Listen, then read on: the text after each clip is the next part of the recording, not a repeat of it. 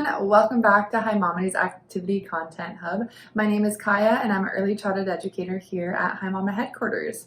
For today's activity, we're going to be doing some watercolor Easter eggs. These ones are really great to hang up in the window and brighten any day. For this activity, you're going to need some coffee filters, a few containers to hold some of your watercolors, food coloring. You can use cotton balls or cotton swabs to dip into the watercolors to transfer onto your Easter eggs. And you're also going to need some scissors to cut out the shape of the Easter eggs. This is a really great activity for children because it'll help teach them how colors can blend together, they can create patterns, and they can actually see the process of the watercolors bleeding and blending together. It's really, really cool. So let's hop into it. First thing I'm going to do is I'm going to take my coffee filters and I'm going to cut some shapes out of them. So for this one, I'm going to cut an oval to represent my egg. If you'd like, you can have your child practice this if they're able to hold and cut using scissors. What you'll want to do is trace the shape of an egg, so an oval, and just have them cut around the lines of it.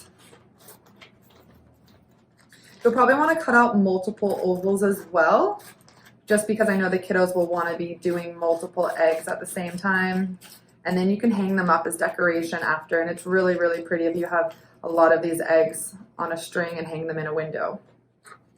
All right, so I've got my egg here, and we're gonna flatten it out. And the next thing we're gonna do is make our watercolors. So for this, you're gonna need some little containers. You can use yogurt containers, or you can use these like frozen yogurt containers here. And we're going to add a few drops of food coloring into the container. And this is really fun to have your child do and count out the drops. We're going to do about a 3 or 4 to 10 ratio, meaning 3 or 4 drops of food coloring to 3 to 4 parts of water here. Perfect. So I've got my water and food coloring mixed together to make my watery blue. And I've also got my other colors here, red, yellow, and green. And what you're gonna do now is have your kiddo dip either a cotton ball or a cotton swab, or if you have eyedroppers lying around at home, that's great as well. You're gonna have them slowly dip the cotton ball or cotton swab into the colors, and they're gonna transfer them onto the Easter egg here. This part, they can either make a pattern, they could do lines, they can really do anything they want. And it's gonna bleed through, so make sure when you're doing this on a surface that it's not a porous surface. Maybe put a tray down or something underneath. And as I'm dipping it in and blending them together, the colors actually start to bleed together. So I just did red and blue and it created a purple there, which is really nice.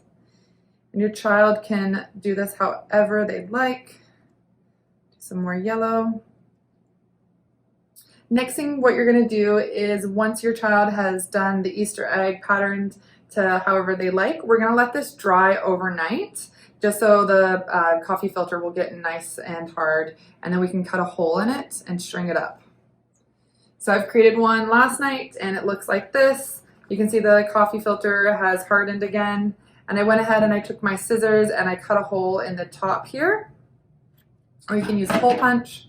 And then you're going to take your string and string it through.